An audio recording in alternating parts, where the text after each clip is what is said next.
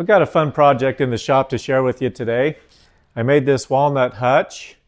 We've got some hickory on the inside as a little bit of contrast to the walnut. Our drawer construction is half blind on the front and through dovetail on the back. The piece will actually separate in the middle here if we need to move that. Our end panels, we've added a little bit of shape to them, which made the molding here pretty tricky to make, but that was a lot of fun.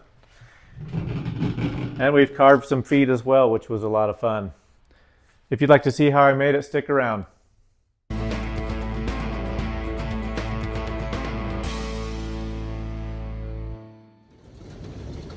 Although we were drying the shop, this is what was happening outside. You picked the wrong time to go to work.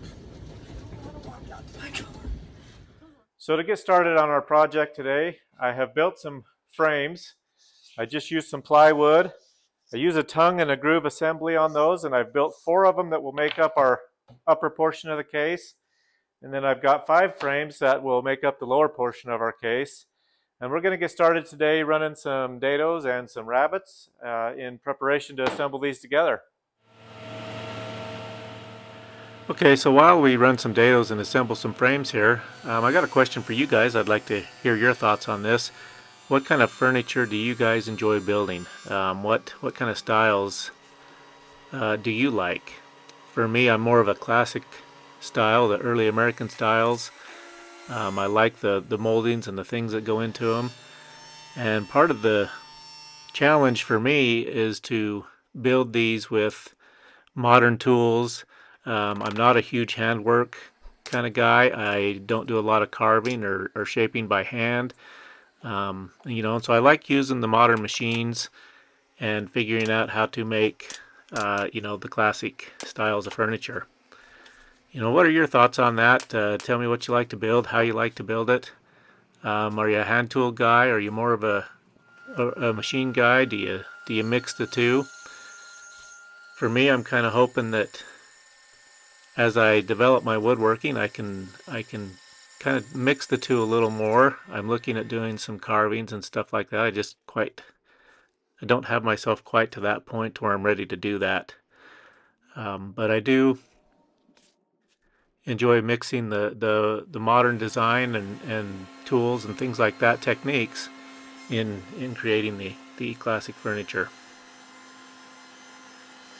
Okay, so I've started milling up some walnut for our case, and what you saw me do was fill some checking and some knots with some epoxy. I like to make that part of my milling process, and then I can smooth those epoxy fillings out with the planers and the joiner, and just kind of make that part of the board as we move forward in building our case. And so I'm going to cut some parts and pieces here for some stiles and rails for our panels. And if you look closely there, you can see an offset groove. We're going to offset that panel to accommodate some trim molding that we'll make later on in the project. And that means that our tongue and groove joinery will have to be offset as well.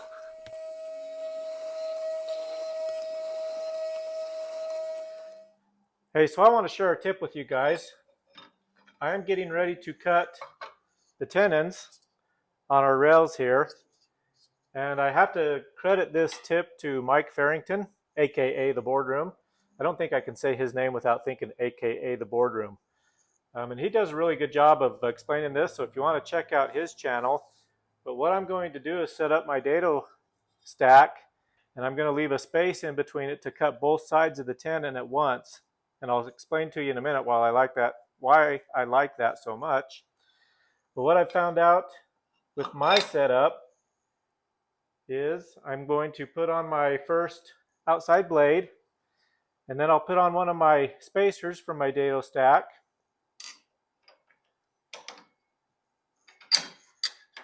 And then I found out that it takes 2 washers. I have a washer that's a little bit thicker, and I have a washer that's a little thinner. This one's maybe just a little bit under 1/8 of an inch, and this one's just a hair over 1/8 of an inch. And so I'm going to go ahead and use both of those as well. And then I found out that I'm going to use my 12 thousandths shim from my dado stack. I'll put on my second spacer from my dado stack. and then the outside blade. And those washers and the shims leave just the perfect room to create a 1/4 inch tenon, which fits my 1/4 inch mortising chisel, as well as my 1/4 inch groove cutting bit on my router. And it just gives a really good, really perfect fit. And the reason that I like this so much is because where I cut my groove for my panel off center, you can't just put this in the tenoning jig, run it, flip it around and run it again. You have to set up each side because you have the narrow side and the wider side. So with this setup, I should be able to just position that to where it cuts both sides at once. It'll make one setup, one operation through the saw, and it'll cut both sides of that, and it should give me the perfect tenon to fit in my mortises. And we'll go ahead and find out here shortly when I finish doing these up. And so I'll leave it up to you whether or not to decide whether or not your saw can do this. I trust my saw. I've got a 5 horsepower saw, so I don't worry about the power or anything like that.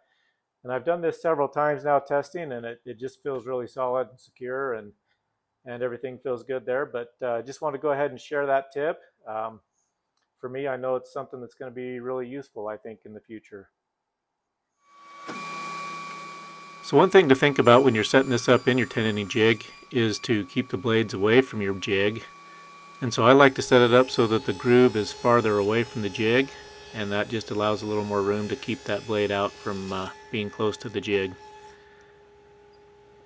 And you can see I run that through nice and slow, just let the saw blade do the work. And because we need a haunch tenon, I'm going to take a little notch out of there using the table saw and then the band saw. And we'll see how that fits. And that's a nice snug fit. That's what I'm looking for. And one more step before we move on is to cut the arch out of the rails for the panel. We'll do that with the bandsaw. Okay, so I just want to share this bit with you guys. I'm going to do some pattern routing here on our rails. And if you haven't seen one of these, this is a flush trim bit. It's a compression bit, so it cuts to the center of the bit. I picked this up from White Side router bits. It's got a 1/2 inch shank.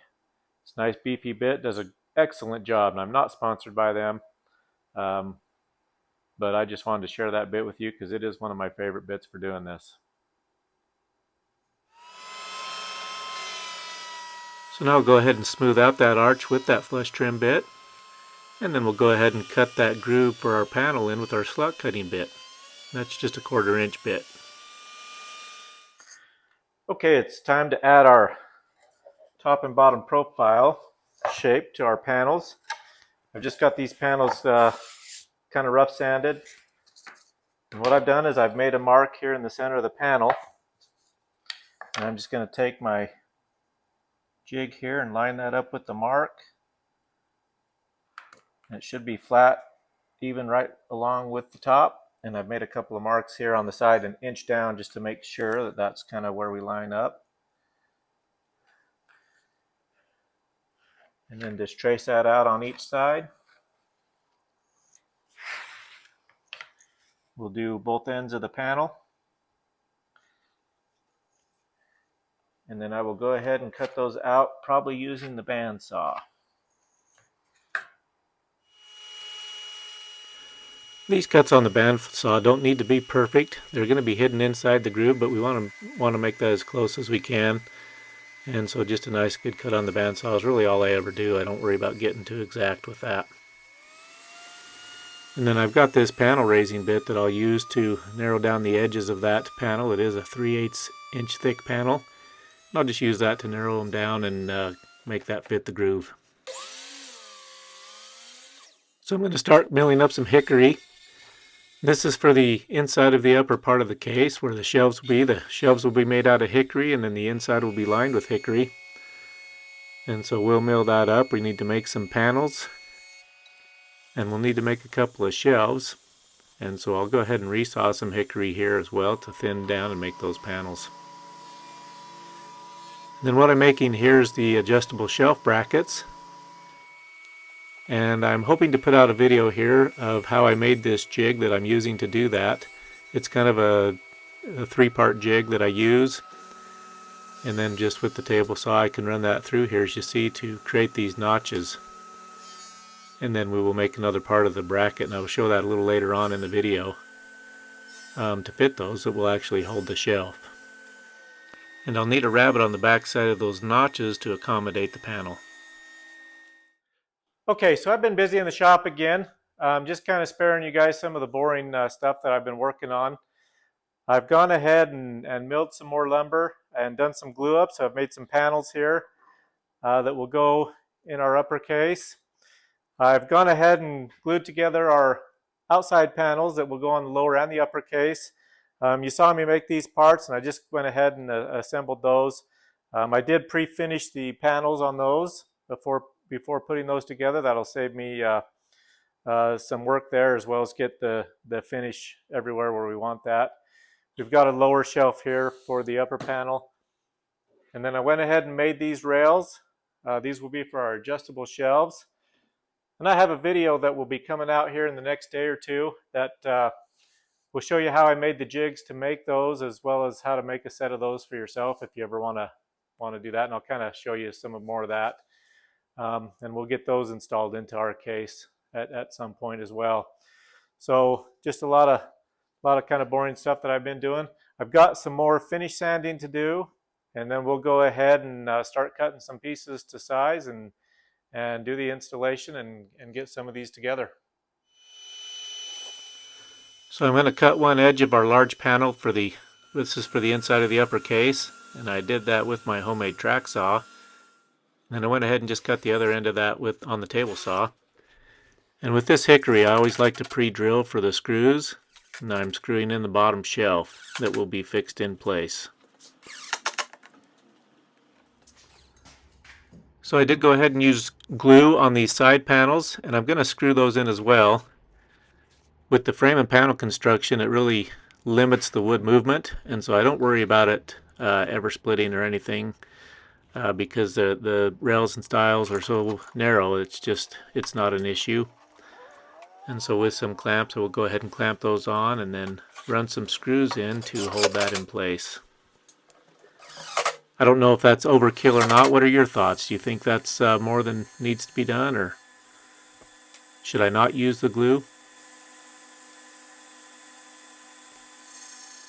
And then this is the panel for the end, the sides, and that's where we cut that rabbet behind those notches. And I have pre-finished the edges of that panel as well as the notches on those adjustable shelf rails.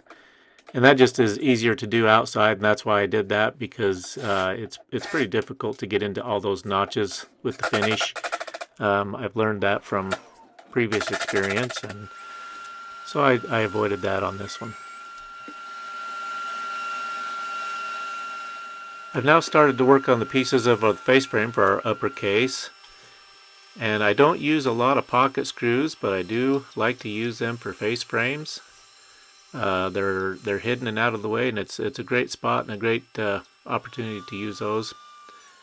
And there's that flush trim bit again that I like so much to smooth out the arch on the top piece of the face frame here. I always make sure I put plenty of glue because this is kind of a weak joint here with just the glue alone. But with the glue and the screws, it really forms a strong joint, and then that will get attached to the case as well. And so we don't really have any problems with the strength of that, but I just like to make sure that there's plenty of glue in there. And then I oversize that face frame just by a little bit so I could flush trim that to the side of the case. And if you'll notice, when I put that face frame on, that makes that front stile the same width as the rear stile on the side panels. And that's why I make that front stile a little narrower, is to accommodate that face frame. And then some biscuits for alignment and plenty of glue to glue that onto the case.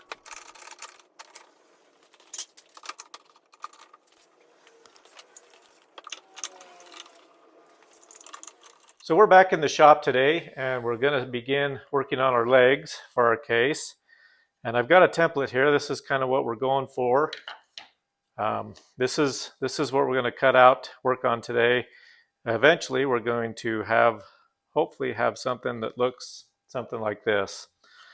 And so I've taken this template, very carefully laid out all my legs and marked them so that I don't mess those up. I know just where they're going to go and which corner it is. And so I've taken that template, drawn it on both sides of the blank. And then I've also put some tape on and marked out for my mortises. And that's where we're going to start today, is cutting some mortises on these. And I use this tape and make some marks and stuff so that I make sure I get those mortises right where I want them. Because I have actually done that before, where I end up cutting a mortise in the wrong spot, and then I either have to move the leg to another corner or start over with a whole new leg, a whole new blank. So I've taken a lot of care in making sure I get those correct. And so I've made a couple of test pieces. So this is kind of what we're going for here with these front corners. And you can probably see that these back corners are a little bit different. And what I'm going for is where these front legs will sit, kind of, they'll come out from the case a little bit. The back leg, I don't want to have that sit out in such a way that you have to pull the case out farther from the wall when this is up against the wall. And so we've designed that to sit more like this, as opposed to, so that's kind of how that'll sit. And so we've kind of, hopefully what I'm going for here is you'll have to look pretty close to see that it's different, but it will be a little bit different just in the fact that it'll be turned a little bit different, still have the same foot, still the same shape and everything.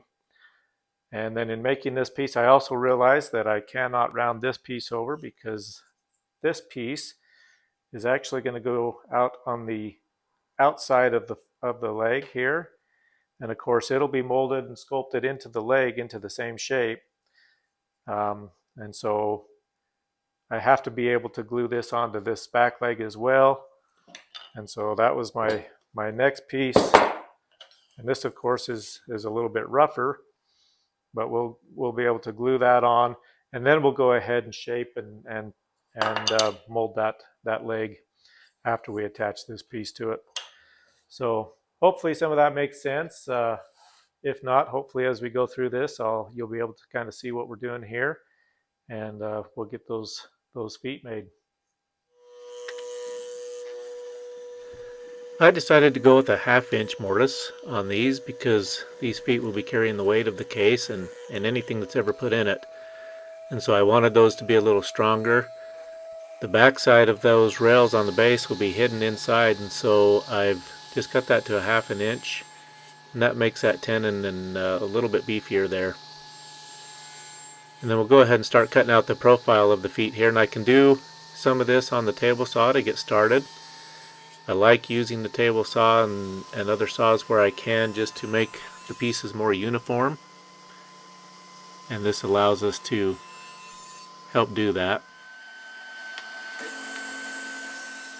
So there's some multiple setups here with the table saw and the fence and raising and lowering the blade, but we was able to go ahead and get all those done with the table saw. I've gone ahead and put my 1/4 inch blade on my bandsaw to cut the profile out of these feet. I use my larger bandsaw here. It's a much better bandsaw, and I get better cuts here than using my benchtop bandsaw. If you've seen me use that smaller one in the past, I will use that for things that I can clean up with other tools and stuff, but I like to be as precise as I can when I make these feet. And so it's worth changing out my blades on my larger bandsaw. And as we cut one side of the profile, and then we'll go ahead and tape those pieces back on to cut the other side out. Gets a little tricky sometimes with taping pieces back on and all of that, but eventually we come out with the profile of the feet, and there's where we're at. And at this point I'll go on to refine and smooth out the shape of the feet, and I'll just do that back and forth with the different sanders that I have, and maybe some chisels or some card scraping and whatever I need to do to smooth those out. And then I'm going to go ahead and take this opportunity to glue these other trim pieces onto those feet to give us our shape there.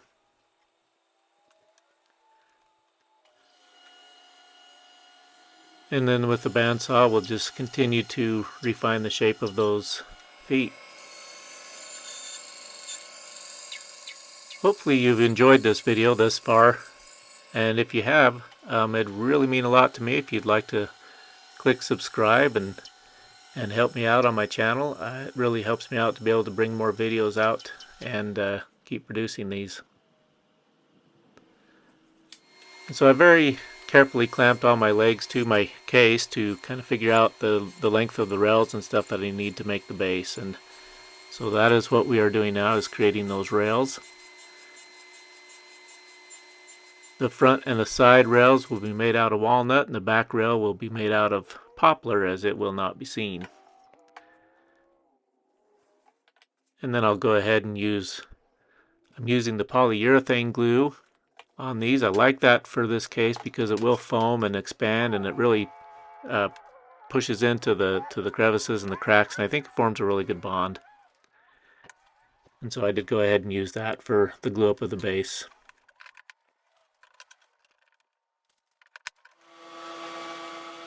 At this point, I'm going to build another frame using some plywood, and you'll see how I attach this to the top of the base. And again, it's the same way I build all my other frames, with tongue and groove construction.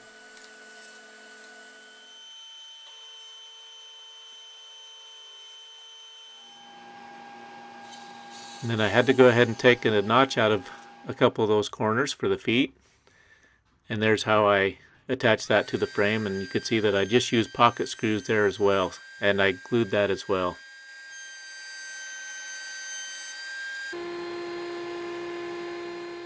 So I've got some pieces of what looks like hickory here, and that's because it is. And I in my process sometimes we'll look at doing different things, and so I've made these trim pieces out of hickory to go around the bottom of the base here.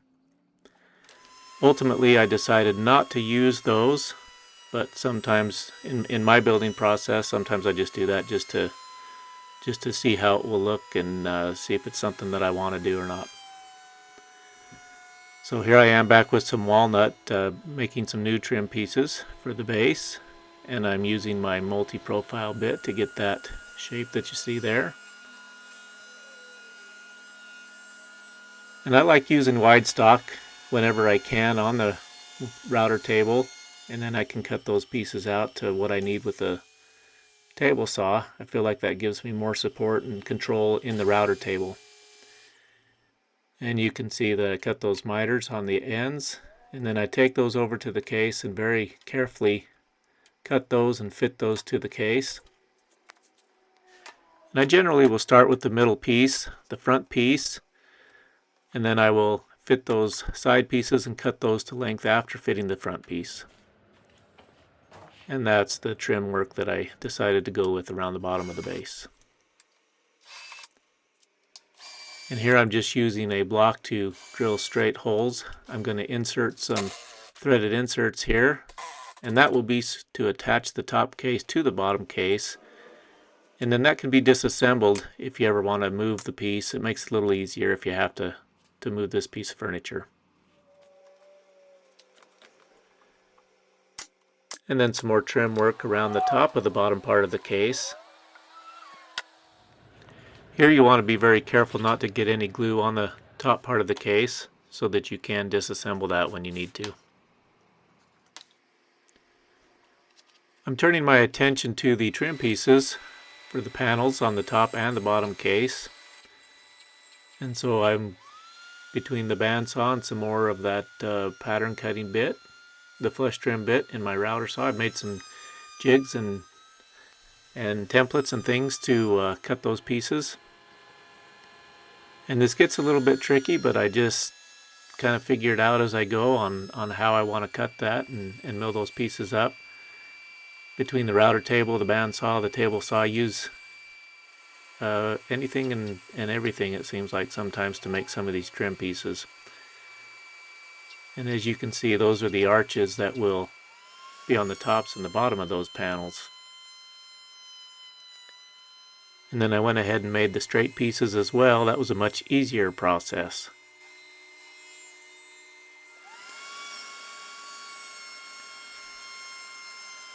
Anytime I run small pieces through the router table like that, I like to use my feather boards so that I can keep my fingers away from the bit and still get that piece of trim in where I need it to be. And then we're just cutting a rabbet on the back side, and that will go overlap the stiles and rails of the panels. Very carefully we'll cut those to length, and that's just trial and error, just fitting those just right. I take plenty of time when I do this just to make those just exactly the right length and cut those miters very carefully. And then I'll fit all those pieces in around the panel and go back and run some 23 gauge pin nails just to hold those in place. Sometimes I'll put a little glue on those and other times I won't, just kind of depends on if I feel like I can keep the glue off the panel. And in this case I did go ahead and use just a little bit of glue on some of those. So I'm milling up the pieces and cutting out another little detail that I've been avoiding for a while, and that will be these shelf support brackets. I cut those to make those fit just how I wanted them to fit. Here I've got some walnut and I'm making some more panels. These panels will become the drawer fronts, and I made these just the same way that I made all the other panels for the case.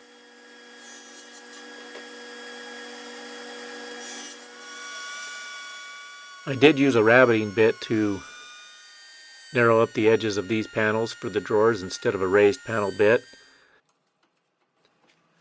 Now I've pulled out my Lee dovetailing jig to construct these drawer boxes. I like this jig because it's got adjustable fingers and you can set up those dovetails just how you want them.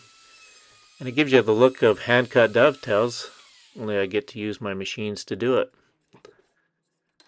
As I mentioned earlier in the video, I'm not big on doing hand tooling and stuff, and so this allows me to get the look of hand-cut dovetails and custom spacing. And that's why I like that jig a lot. It does take a little bit of a learning process to use it, and then a little bit of a learning process every time I reuse it. But I do enjoy using this jig.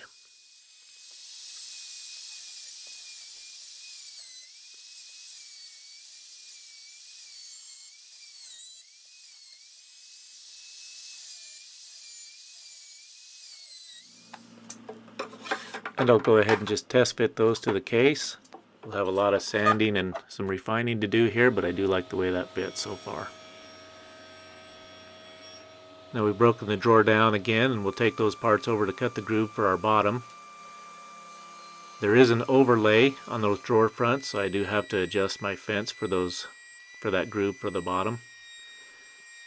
And then while I'm at the router table, I am going to add one more profile around the edge of that drawer front, just to soften that corner. And here I'm back on those drawer supports. As I said earlier, I've kind of been putting those off, and apparently I put those off a little more.